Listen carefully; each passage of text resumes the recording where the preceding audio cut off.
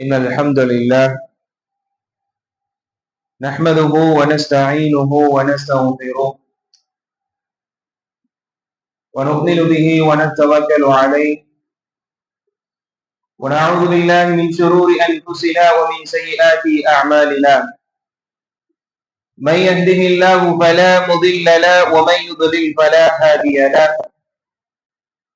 أشهد أن لا إله إلا الله وحده لا شريك له وأشهد أن محمدا عبد الله ورسوله اللهم صل على محمد وعلى آل محمد كما صليت على إبراهيم وعلى آل إبراهيم إنك حميد مجيد اللهم بارك على محمد وعلى آل محمد كما باركت على إبراهيم وعلى آل إبراهيم إنك حميد مجيد أعوذ بالله من الشيطان الرجيم بسم الله الرحمن الرحيم يا أيها الناس اتقوا ربكم الذي خلقكم من نفس واحدة وخلق منها زوجها وبث منهما رجالا كثيرا ونساء واتقوا الله الذي تساءلون به والأرحام إن الله كان عليكم رقيبا يا أيها الذين آمنوا اتقوا الله حق تقاته ولا تموتن إلا وأنتم مسلمون يا أيها الذين آمنوا اتقوا الله وقولوا قولا سديدا يصلح لكم أعمالكم ويغفر لكم ذنوبكم ومن يطع الله ورسوله فقد فاز فوزا عظيما أرسله بالهدى ودين الحق ليظهره على الدين كله وكفى بالله شهيدا رب اشرح لي صدري ويسر لي أمري واحلل عقدة من لساني يفقهوا قولي سبحانك لا علم لنا إلا ما علمتنا إنك أنت العليم الحكيم. கண்ணியத்திற்குரிய அல்லாஹ்வின் நல்லடியார்களே, அன்புக்குரிய சகோதரர்களே சகோதரிகளே, அல்லாஹ்வுடைய பாசமும் கருணையும் அவருடைய பொருத்தமும் நபிகள் ஸல்லல்லாஹு அலைஹி வஸல்லம் அவர்கள் மீதும் அவர்களை பின்பற்றி வாழ்ந்த சத்திய உத்தம சஹாபாக்கள் அவர்கள் மீதும் தாபிஈன்கள் தபஉ தாபிஈன்கள் இந்த மார்க்கத்திற்காக அரும்பாடுகள் பட்ட இமாம்கள் நல்லவர்கள் உங்கள் மீதும் என் மீதும் அல்லாஹ்வுடைய அன்பும் பாசமும் கருணையும் அவருடைய பொருத்தமும் முழுமையாக பெறட்டுமாக என்கின்ற பிரார்த்தனையோடு இந்த முதல் ஜுமாவுடைய ஆரம்பம் செய்கின்றேன். அன்புக்குரிய சகோதரர்களே சகோதரிகளே, அல்லாஹ் ரப்புல் ஆலமீன் இந்த மார்க்கத்தின் மூலமாக பல்வேறு இபாதத்துகளை நமக்கு கடமையாக்கி இருக்கின்றார். அதன் மூலமாக பல்வேறு நன்மைகளை பெற்று சொர்க்கத்திற்கு நுழைவதற்குண்டான வாய்ப்பாக பல இபாதத்துகளை தந்திருக்கின்றார். அப்படியான ஒரு மாபெரும் ஒரு சிறந்த இபாதத்து தான் நாட்களிலேயே ஒரு சிறந்த நாளாக, அதிலும் அல்லாஹ்விற்கு மிகவும் பிடித்தமான ஒரு இடத்தில் ஒரு சிறந்த இபாதத் என்கின்ற ஜுமாவை நிறைவேற்றுவதற்காக நாம் வந்திருக்கின்றோம். அந்த ஜுமாவில் வீணான காரியங்களான பேசுவது, உறங்குவது, அலட்சியமாக இருப்பது போன்ற விஷயத்திலிருந்து கவனமாக இருந்து நபிகள் நாயகம் ஸல்லல்லாஹு அலைஹி வஸல்லம் கூறினார்களே, ஏற்றுக்கொள்ளப்பட்ட அந்த ஜுமா முழுமையாக கூலி வழங்கப்படக்கூடிய ஜுமா என்பது ஒரு ஜுமாவிற்கும் அடுத்த ஜுமாவிற்கும் இடைப்பட்ட சிறு சிறு பாவங்கள் எல்லாம் மன்னிக்கப்படும் என்பதாக அந்த கூலி அந்த சிறப்பை அடையக்கூடிய மக்களாக நாம் இருக்க வேண்டும் என்கின்ற அடிப்படை உபதேசம் வைத்தவனாக என்னுடைய இந்த உபதேசத்தை ஆரம்பம் செய்கின்றேன். அன்புக்குரிய சகோதர சகோதரிகளே, அல்லாஹ் ரப்புல் ஆலமீன் நமக்கு தற்காலிகமான ஒரு வாழ்வையும் ஒரு நிரந்தரமான வாழ்வையும் தர இருக்கின்றான். தற்காலிகமாக ஒரு குறிப்பிட்ட வருடங்கள் வாழக்கூடிய இந்த உலக வாழ்வு, மனிதன் இவ்வளவு வருடங்கள் தான் வாழுவான் என்று கணக்கிட்டு நம்மால் சொல்ல முடியும். அது மட்டுமல்லாமல் கணக்கிட்டு சொல்லக்கூடிய அந்த வாழ்வில் அதிலும் மனிதன் முழுமையாக வாழுவான் என்பதாக எந்த ஒரு நிரந்தரமும் நம்மால் கூற முடியாது. அது மருத்துவராக இருக்கலாம், இந்த உலகத்தில் உயர்ந்த பதவிகளை அடைந்தவர்களாக இருக்கலாம், தன்னகத்தே பொருளாதாரத்தை அவர்கள் சொந்தமாக வைத்தவர்களாக இருக்கலாம். அப்படியான ஒரு வாழ்வுதான் இந்த உலக வாழ்வு என்பதை நாம் தெரிந்து கொள்ள வேண்டும். இந்த உலகத்தில் நாம் செய்யக்கூடிய நல்ல அமல்களின் மூலமாகத்தான் இந்த உலகத்தில் நாம் இருக்கக்கூடிய அடிப்படையில் தான் அல்லாஹ் ரப்புல் ஆலமீன் நாளை மறுமையில் அந்த நிரந்தரமான அந்த மறுமை வாழ்வில் அல்லாஹ் ரப்புல் ஆலமீன் நமக்கான இடத்தையும் சொர்க்கமா நரகமா என்பதை கொடுக்கக்கூடிய தீர்மானிக்கக்கூடிய இடம் என்பது இந்த அடிப்படை இந்த உலக வாழ்வு என்பதை நாம் தெரிந்து வைத்திருக்கின்றோம். அன்புக்குரிய சகோதர சகோதரிகளே, அதனால்தான் அல்லாஹ் ரப்பல் ஆலமீன் நாளை மறுமையை இந்த முஸ்லிம்கள் வெற்றியடைய வேண்டும் என்பதற்காக, இந்த மனித சமூகம் வெற்றியடைய வேண்டும் என்பதற்காக இந்த மார்க்கத்தை நமக்கு கொடுத்திருக்கின்றான். இந்த மார்க்கத்தின் மூலமாக பல்வேறு உபதேசங்கள் நமக்கு சொல்லி தரப்பட்டுள்ளது. ஆனாலும் கூட சில நேரங்களில் மனிதன் அதனை புரிந்து கொள்ளாமலோ சில விஷயங்களில் அவன் முழு கவனம் எடுக்காததன் காரணமாக உலக வாழ்வை மூழ்கியவனாக நிரந்தரமான அந்த வாழ்வை மறக்கக்கூடிய மனிதனாக இருந்து கொண்டிருக்கின்றான். அதில் மிக மிக முக்கியமான ஒரு விஷயம் என்னவென்றால் சுய கட்டுப்பாட்டை அல்லாஹ் ரப்பல் ஆலமீன் சொல்லி காண்பிக்கின்றான். சுய கட்டுப்பாடு என்பது ஒரு முஸ்லிமிடத்தில் இருக்க வேண்டும். எந்த ஒன்றாக இருந்தாலும் நடுநிலைவாதியாக சுய கட்டுப்பாடோடு அவன் வாழக்கூடியவனாக இந்த உலகத்தில் இருக்க வேண்டும். பிற மக்கள் வேண்டுமானால், நாளை மறுமை லட்சியம் கொள்ளாத மக்கள் வேண்டுமானால், இஸ்லாம் என்கின்ற மார்க்கத்தை ஏற்காத மக்கள் வேண்டுமானால், தன்னுடைய பார்வைக்கு எந்த ஒரு கட்டுப்பாடு இல்லாத ஒரு வாழ்வாக, தன்னுடைய உலக வாழ்வு என்பது எந்த ஒரு கட்டுப்பாடும் இல்லாமல் எதையும் உண்பார்கள், எதையும் பேசுவார்கள், எப்படியும் சம்பாதிப்பார்கள், எப்படியும் வாழ்வார்கள், எப்படியும் உறவு முறைகளை ஏற்படுத்திக் கொள்வார்கள். ஆனால் ஒரு முஸ்லீம் என்பவன் அப்படி இருக்கக்கூடாது. அவன் பேசக்கூடிய வார்த்தையின் ஒரு சுய கட்டுப்பாடு இருக்க வேண்டும். அவன் பார்க்கக்கூடிய பார்வையின் சுய கட்டுப்பாடு இருக்க வேண்டும். அவன் உண்ணக்கூடிய உணவில் ஒரு கட்டுப்பாடு இருக்க வேண்டும் என அத்தனை விஷயங்களும் இஸ்லாம் மிக அழகாக நபிகள் நாயகம் ஸல்லல்லாஹு அலைஹி வஸல்லம் அவர்கள் மூலமாக சுய கட்டுப்பாடாலே ஒரு சிறந்த சமூகத்தை உருவாக்குவதற்குண்டானே அனைத்து உபதேசங்களும் இந்த மார்க்கத்தின் மூலமாக சொல்லித் தருவதோடு இந்த உலக வாழ்வாக இருக்கட்டும், நாளை மறுமையாக இருக்கட்டும், சிறந்த மக்களாக இருக்க வேண்டும் என்கிற அடிப்படையில் சுய கட்டுப்பாட்டை போதித்தது இஸ்லாம் என்பதை நாம் தெரிந்து கொள்ள வேண்டும். எப்படி நான் இருப்பேன், எப்படி நான் பேசுவேன், எப்படி என்னுடைய செயல்பாடுகள் அமைத்துக் கொள்வேன், அதோடு நான் தொழுது கொள்வேன், சொர்க்கம் செல்ல முடியாது. பிற மக்களுக்கு தொந்தரவு தரக்கூடிய அடிப்படையில், மோசடி செய்யக்கூடிய அடிப்படையில், வியாபாரத்தில் மோசமான நிலையினுடைய வாழ்வு இருக்கும். ஆனா 5 நாள் நான் தொழுதுருவேன், தாடி வச்சிருவேன், அதோடு புகை நான் பிடிக்கக்கூடியவனாக இருப்பேன். அதே போன்று நான் ஆல்கஹாலை நான் பயன்படுத்தக்கூடியவனாக இருப்பேன், போதைக்கு அடிமையாக நான் இருப்பேன். அல்லாஹ் நான் என்ன பண்ணிடுவேன், 5 நேரம் தொழுது விடுவேன், ஜக்காத்தை கொடுத்துவேன், ஹஜ்ஜை செய்து விடுவேன் என்பதாக நினைத்துக் கொண்டிருக்கிறார்கள். அதுவல்ல இஸ்லாம். அதுவல்ல இஸ்லாம் எனக்கு சொல்லித் தரப்பட்ட போதனை. தினமும் தன்னுடைய வாழ்வில் சுய கட்டுப்பாடு என்கின்ற சுய ஒழுக்கத்தை போதித்தது இஸ்லாம் என்பதை நாம் புரிந்து கொள்ள வேண்டும். நிச்சயமாக இந்த உலக வாழ்வில் அன்றாட செய்திகளை நாம் பார்க்கும் பொழுது நிச்சயமாக ஒரு தீர்மாக இருக்கக்கூடிய ஒரு வழிமுறை என்றால் அது இஸ்லாமாகத்தான் இருக்க முடியும். சுய கட்டுப்பாட்டை போதிக்கின்றது. சுய கட்டுப்பாட்டை மனிதன் இழப்பதின் காரணமாக உலக வாழ்வில் பல்வேறு நஷ்டங்களை அவன் சந்திக்கின்றான். எதை அவன் தன்னுடைய வாழ்க்கையில் குறிக்கோளாக கொள்கின்றானோ அந்த குறிக்கோளின் லட்சியத்தை அவனால் அடைய முடியாமல் போகின்றது. உலக வாழும் நஷ்டப்பட்டு போகின்றது, மறுமை வாழும் நஷ்டப்படுவதை பார்க்கின்றோம். அன்புக்குரிய சகோதரர், இஸ்லாம் சிறந்த உதாரணத்தை நம்ம சொல்லணும்னு சொன்னா, இன்றைக்கு மனிதன் உயிர் வாழ்வதற்கு அல்லாஹ் ரப்பல் ஆலமீன் உணவை வைத்திருக்கின்றான்.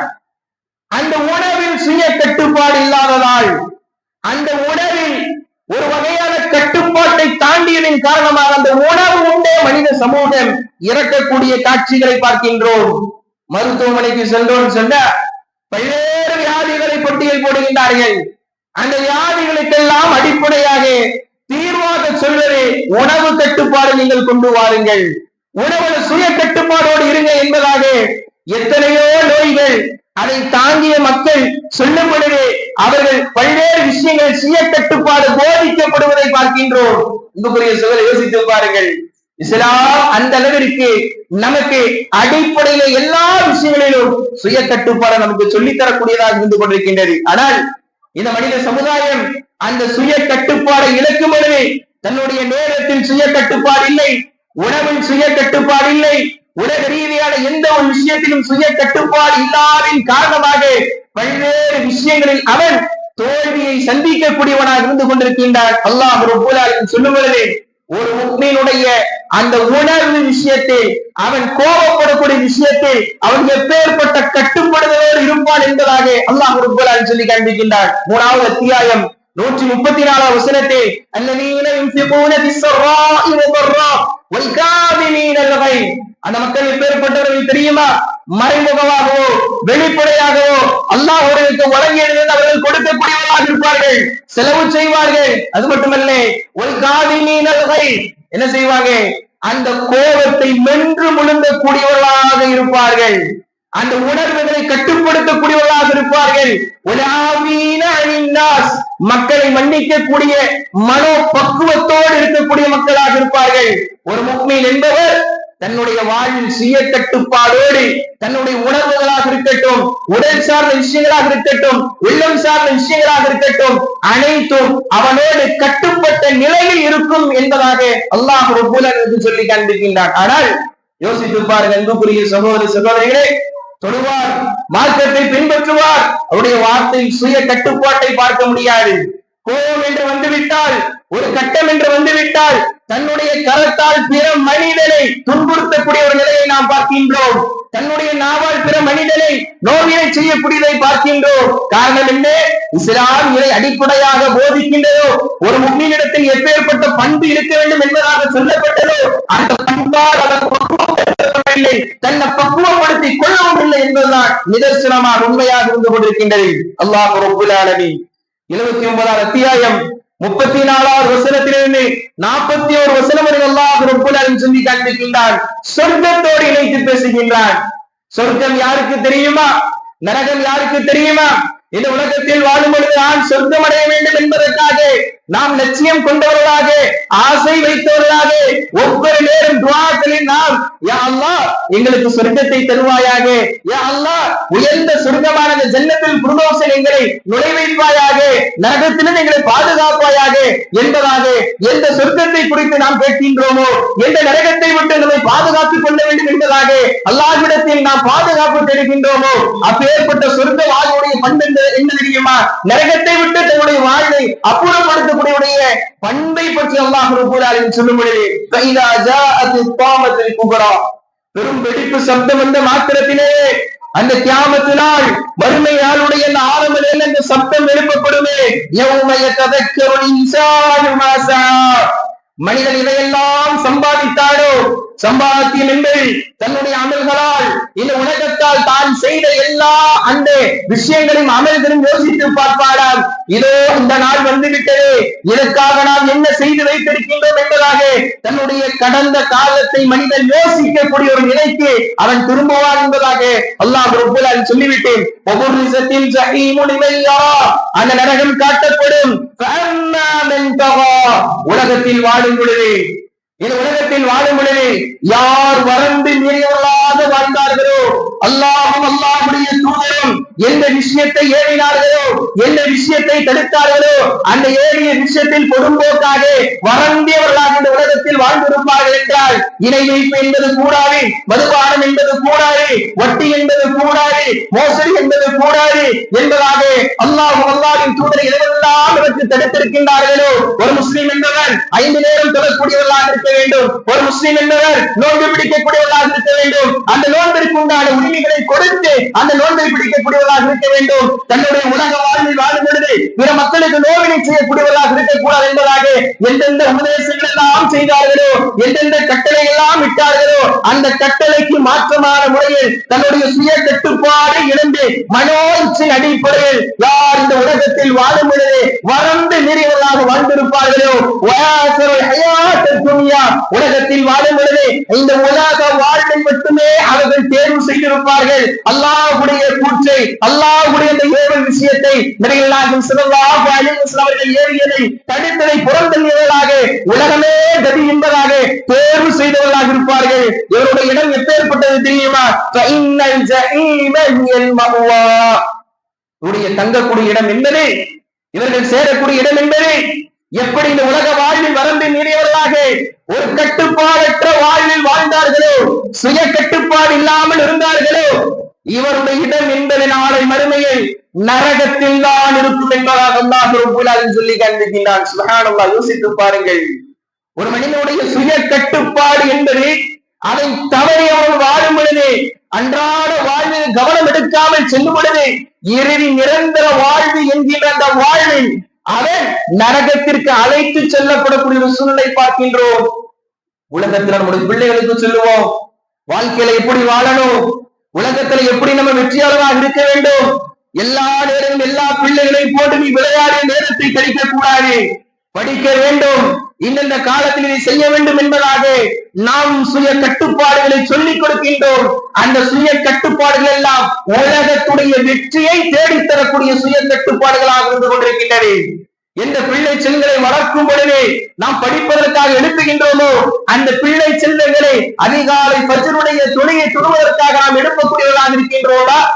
சில நேரங்கள் சுய கட்டுப்பாடு இந்த பிள்ளைகளுக்கு கற்றுக் கொடுக்கும் பொழுது கண்டிக்கக்கூடிய மக்களாக இருக்கும் பொழுது, உலக ரீதியான தவறுகளை செய்யும் பொழுது கண்டிக்கக்கூடிய நாம், பள்ளிக்கூடங்களில் படிக்கக்கூடிய விஷயங்களில் குறை வைக்கும் பொழுது திருத்தக்கூடிய நாம், அல்லது உலக ரீதியான காரியங்களில் நாம் நஷ்டத்தை சந்திக்கும் பொழுது கவலைப்படக்கூடிய நாம், அல்லாஹ்வுடைய தூதர் என்னுடைய பிள்ளை சொல்லிய விஷயத்திற்கு மாற்றமான முறையில் இருக்கின்றார் என்பதாக அந்த நேரத்தில் கண்டித்து சுய கட்டுப்பாடுகளை நாம் கற்றுக் கொடுத்திருக்கின்றோம் என்பதை நாம் யோசித்து பார்க்க வேண்டும்.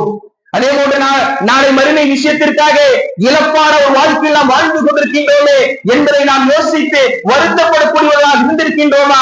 அதில் ஒரு கட்டுப்பாடு கொண்டு வர வேண்டும். உலகத்தில் பொருளாதாரம் வீணாக செலவழிக்கும் பொழுது ஒரு பட்டியலை போடுகின்றோம். எந்த விஷயத்தில் நாம் ஏமாந்து கொண்டிருக்கின்றோம், எந்த விஷயத்தில் நாம் கவனம் எடுக்க வேண்டும் என்பதாக எத்தனையோ நேரங்களில் வியாபார ரீதியாக உலக ரீதியாக இரவு நேரங்கள் யோசித்து கண் விழித்து யோசித்து சுய கட்டுப்பாட்டை இந்த உலக ரீதியாக கொண்டு வர வேண்டும் என்பதாக சிந்தித்த நாம், இதோ குர்ஆனை இத்தனை வருடங்கள் ஆயும் நான் ஓதி படிக்கவில்லையே, தொழுகை எடுக்காமல் இருந்து கொண்டிருக்கின்றேன், அல்லாஹ்வுடைய தூதரை பற்றி எதுவுமே எனக்கு தெரியாமல் இருந்து கொண்டிருக்கின்றேன், அகீதா என்றால் என்னவென்றே தெரியவில்லையே, எல்லோரும் வழிகேட்டின் பக்கம், எல்லோரும் இதன் பக்கம் வாருங்கள், இதான் சுருக்கத்துண்டான பாதை என்பதாக அழைக்கிறார்களே, மார்க்க அறிவில்லாமல் நடுநிலையாக இல்லாமல் எந்த இடத்திற்கு செல்வது என்பதை தெரியாமல் நான் இருந்து கொண்டிருக்கின்றேன் என்பதாக அந்த நிலையை குறித்து நாம் யோசித்து நமக்குள் ஒரு கட்டுப்பாடு கொண்டு வந்து ஒரு கட்டுக்கோப்பான வாழ்க்கை வாழ வேண்டும் என்பதாக எத்தனை இரவுகளில் நம்முடைய தூக்கத்தை அதற்காக இழந்திருக்கின்றோம் என்பதை யோசித்து பாருங்கள்.